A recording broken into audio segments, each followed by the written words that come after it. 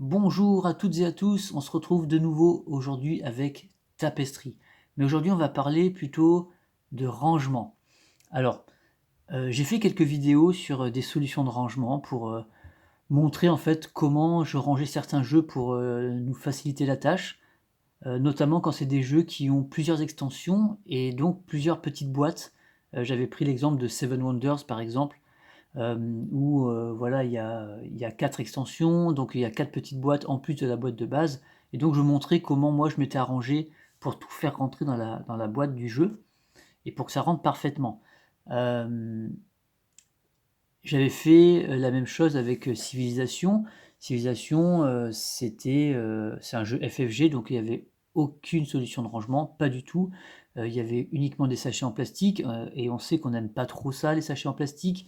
Non seulement parce que c'est pas très écolo, mais en plus c'est vraiment chiant, pour tout sortir et puis pour tout rentrer à la fin et puis c'est tout en vrac, enfin bref. Moi j'aime pas ça.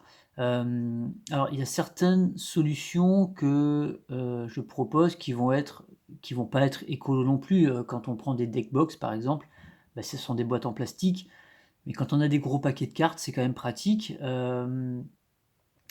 Mais là, Tapestry par exemple, là je me suis pas embêté, hein. C'est pas une solution de rangement, faite maison, c'est pas un tips, non. En fait, je me suis pas du tout embêté. J'ai acheté une solution de rangement, hem et en fait, le but de cette vidéo, c'est pas de vous montrer comment ranger votre jeu.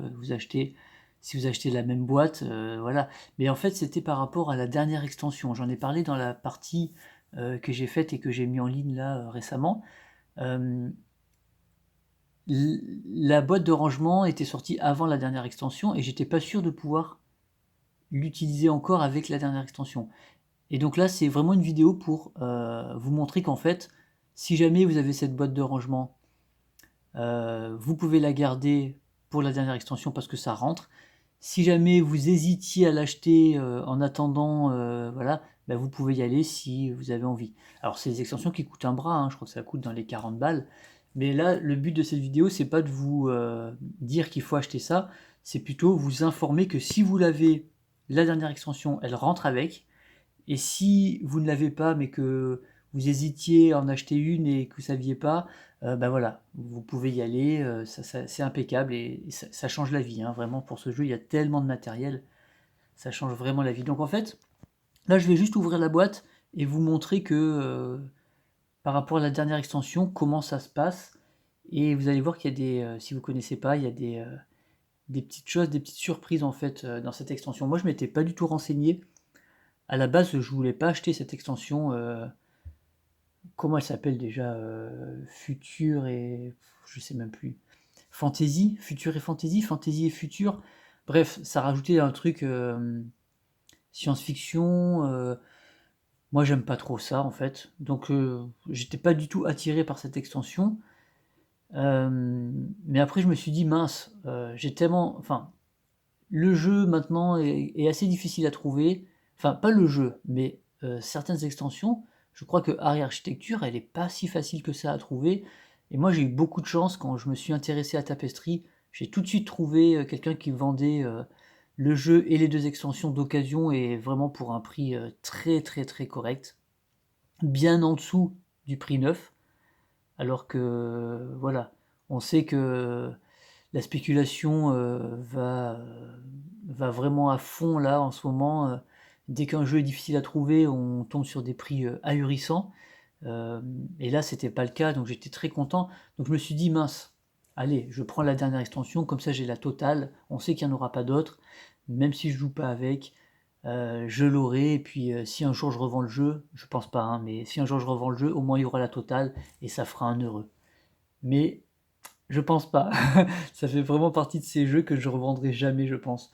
Et en fait, dans ma bibliothèque, alors j'ai pas non plus, des centaines de jeux. J'en ai, je sais pas combien je peux en avoir, pas loin d'une centaine, mais en fait, je suis très exigeant. C'est-à-dire que j'achète les jeux, bah, vu que je les achète tous, ça coûte assez cher. Même si j'arrive à en trouver d'occasion, voilà, on fait pas forcément beaucoup d'économies. C'est juste parce que, parfois c'est plus facile à trouver. Mais quand j'achète un jeu, je sais que c'est un jeu que je vais garder. que je vais pas revendre, et même quand c'est des jeux narratifs, parce que j'en ai quand même quelques-uns, je sais que je les garderai après, quoi.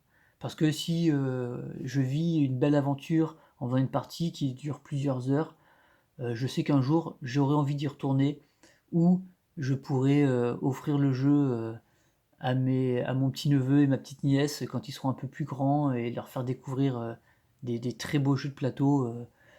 Voilà, donc tous les jeux que j'ai, je pense pas que je les revendrai. J'en ai jamais revendu à part les jeux que j'avais en double. Mais sinon, voilà, donc on sait jamais, on sait jamais. Allez, on se lance. Donc on va ouvrir la boîte. Du coup, elle devient vraiment très très lourde, hein, cette boîte. Elle est pas très grosse, mais alors, avec tout ce qu'il y a dedans maintenant, elle devient très très très lourde. Alors moi j'ai le plateau, hein, j'ai pas décidé, je me suis pas décidé à acheter le tapis en néoprène, tout simplement parce que déjà il est cher. Et la deuxième raison, c'est qu'il est en anglais. Et alors, c'est pas si gênant que ça, parce qu'il n'y a pas beaucoup de texte, mais bon, je sais pas, j'avais pas envie, puis le plateau est beau, voilà. Alors la première chose qu'il faut signaler, c'est que dans la dernière extension, ils ont eu la très bonne idée de regrouper toutes les règles de toutes les extensions en un seul livret. Donc voilà, là c'est le livret du jeu Tapestry et de toutes les extensions. Voilà, donc ça c'est quand même cool. Donc il y a expliqué, voilà, dedans, tout le matériel est séparé par extension, la mise en place, le déroulement du jeu, etc. Avec les nouveautés de la dernière extension, puisque ça apporte quand même des nouvelles choses avec les bonus d'enchantement. J'ai pas du tout essayé encore l'extension, mais ça, finalement il y a des trucs qui ont l'air sympas, donc pourquoi pas. Les tours de développement, l'exploration, bon voilà, ça ce sont les règles, technologie, science, et du coup c'est mieux détaillé. Les règles générales, les variantes, le guide de toutes les icônes du jeu, parce que mine de rien, il y en a quand même beaucoup, mais en fait c'est très facile, hein, franchement, c'est très facile de s'en souvenir. Et puis il y a tous les guides des différentes pistes. Donc ça inclut évidemment celle de art et architecture, plus toutes les cartes technologies du jeu de base et des extensions. Donc voilà, ils ont tout regroupé, les cartes chefs-d'œuvre, et il y a même une petite FAQ qui a été rajoutée à la fin. Ça c'est un joueur en fait, en collaboration ou pas d'ailleurs avec Jamie Stegmaier. Je pense qu'il a dû regrouper toutes les questions que les joueurs se posent, et il a dû soumettre ça à Jamie, et il a validé et il a mis là-dedans. Alors ce sont des choses qui sont très banales, hein. J'ai envie de dire, tout ce qui a marqué là, tu le trouves dans les règles en général, hein.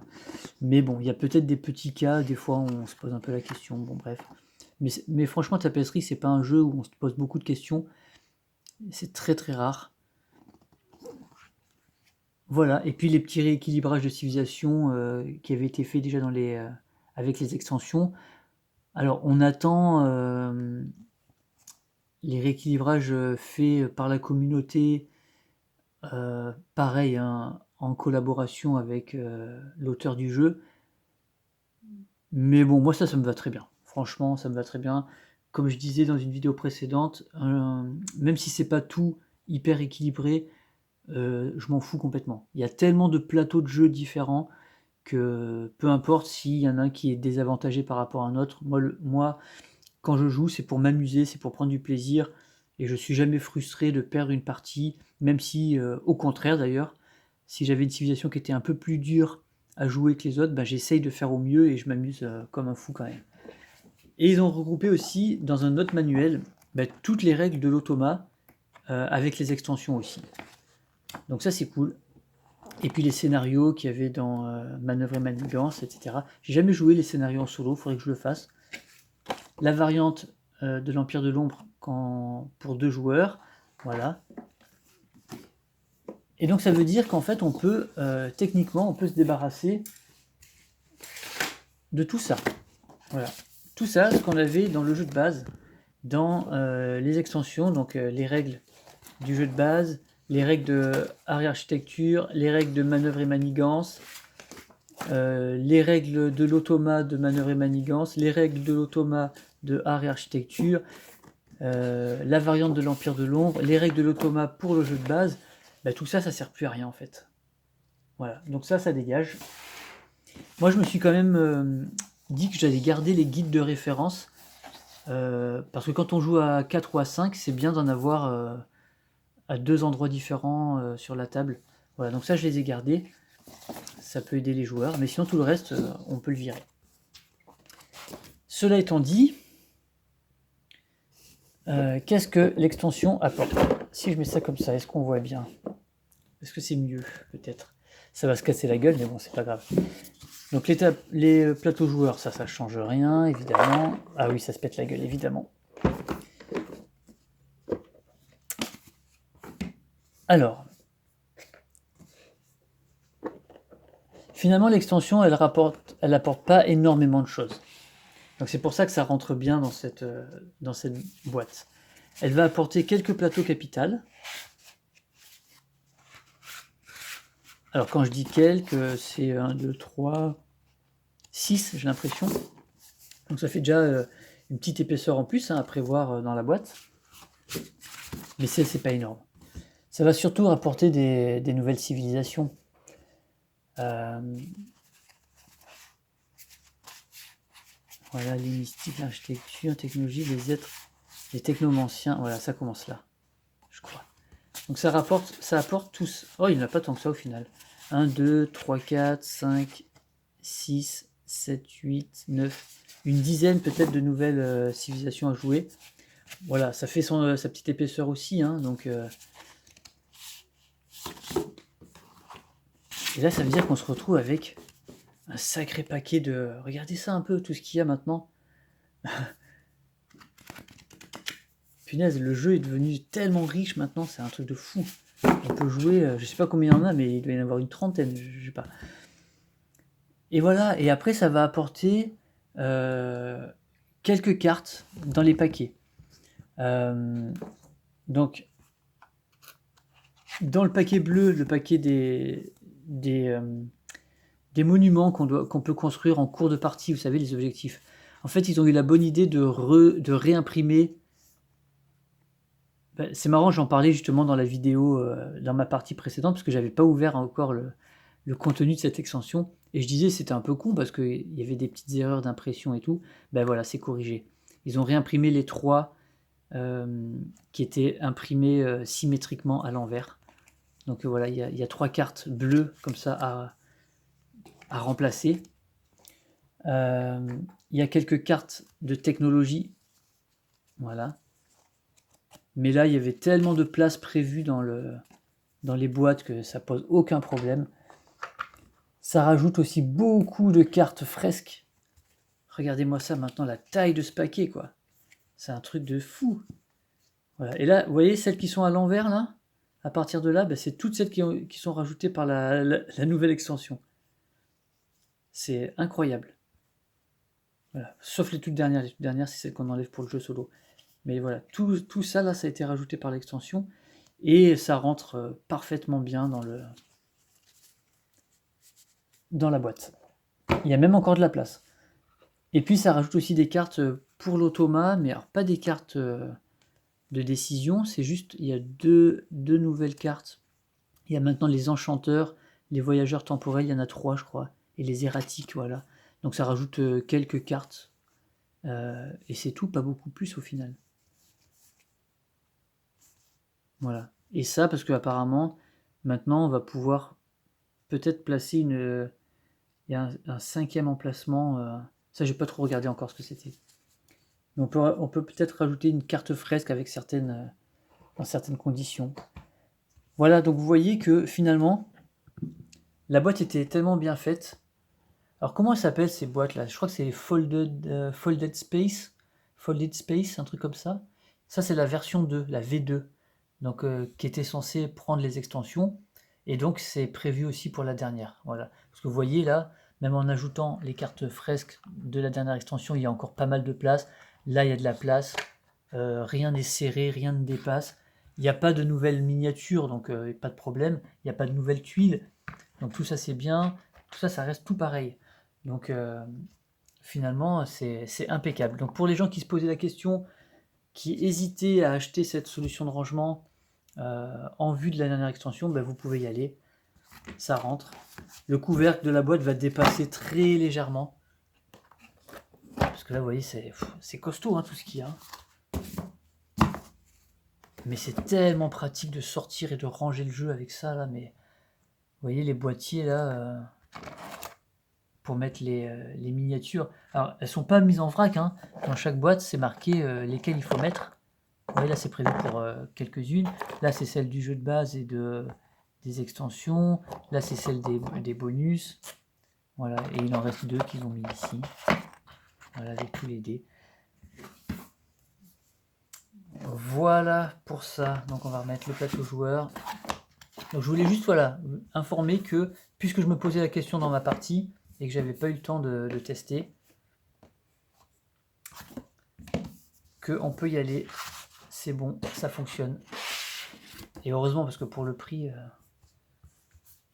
ça aurait été un peu gênant. Voilà. On met le plateau. Donc je vous cache pas que voilà, là c'est quasiment plein à ras-bord. Là le plateau il est à ras-bord, mais il y a encore les manuels à mettre. Donc c'est pour ça que ça dépasse un tout petit peu. Surtout que maintenant, vu qu'ils regroupent tout, ils sont un petit peu plus épais hein, qu'avant. Voilà.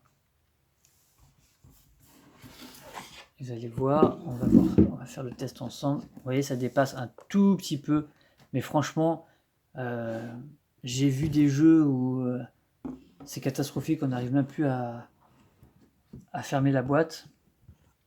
Là, c'est pas du tout le cas. Hein. Voilà. Je vais la laisser se fermer. Et vous allez voir que finalement,